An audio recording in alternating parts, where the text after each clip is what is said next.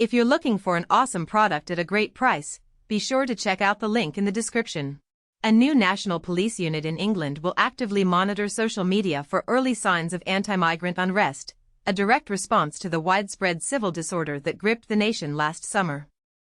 The move, announced in a letter to MPs by Policing Minister Diana Johnson, follows a surge in demonstrations across England and Northern Ireland, sparked by the tragic murder of 3 young girls at a Taylor Swift-themed holiday club in Southport last July. The ensuing violence, fueled by misinformation and spreading rapidly via online platforms, resulted in riots in numerous cities including London, Sunderland, Rotherham, Middlesbrough, and Belfast, the most serious nationwide disorder since 2011. Detectives from across the country, working under the Enhanced National Police Coordination Centre, (NPCC), in Westminster, will form this new intelligence team. Their primary function will be identifying and analyzing potential triggers for civil unrest before they escalate into widespread violence.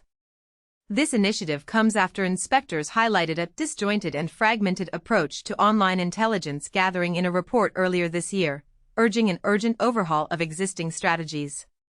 The report detailed how police forces were overwhelmed by the sheer volume of social media content during last summer's riots.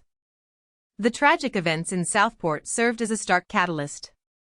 Following the murder of 6-year-old BB King, 9-year-old Alice de Silva Aguiar, and 7-year-old Elsie Stankamp, false claims circulated rapidly online falsely linking the perpetrator, 17-year-old Axel Rudokubana, to asylum seekers and terrorism.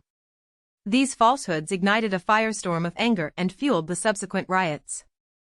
The misinformation spread like wildfire across social media platforms, particularly Telegram, organizing and directing violent clashes across the country. The speed and scale of the unrest overwhelmed initial responses, prompting calls for a more proactive and centralized approach to online intelligence gathering. Minister Johnson emphasized that this new team will provide a national capability to analyze social media intelligence, advising local forces on operational decisions and enhancing public safety. The initiative aims to equip police with the tools to respond rapidly to emerging threats and risks, leveraging real-time information to prevent further outbreaks of violence. However, the announcement has faced criticism.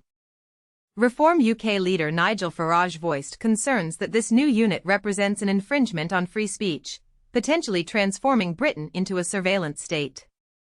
The Home Office vehemently refutes these claims, insisting the new unit's purpose is to improve response times to community needs, not to monitor individual social media activity. They maintain that the initiative focuses on identifying and responding to real-time threats, rather than policing opinions.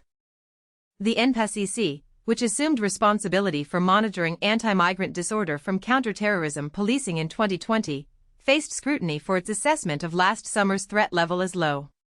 Internal sources emphasize the importance of constant vigilance, highlighting the need to proactively monitor potential threats to prevent future incidents of serious disorder.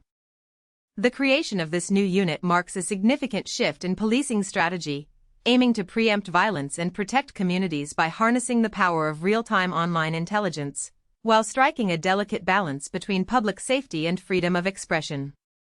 The ongoing debate highlights the complex challenges of balancing security concerns with individual liberties in the digital age. The coming months will undoubtedly reveal the effectiveness of this new initiative in preventing future outbreaks of anti-migrant violence and unrest in England.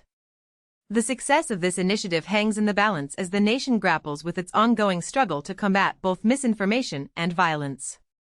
The legacy of last summer's riots, and the tragic loss of 3 young lives, remain a stark reminder of the stakes involved. The effectiveness of this new unit will be crucial in shaping the future response to online hate speech and its potential impact on public safety across England. The nation watches intently to see how this new approach to online intelligence will ultimately impact the fight against future outbreaks of civil unrest. The pressure is on to prevent a repeat of the harrowing events of last summer, a responsibility that rests heavily on the shoulders of this newly formed police unit. The success or failure of this initiative will have far-reaching consequences, impacting not only public safety but also the delicate balance between freedom of speech and the need to prevent violence. The ongoing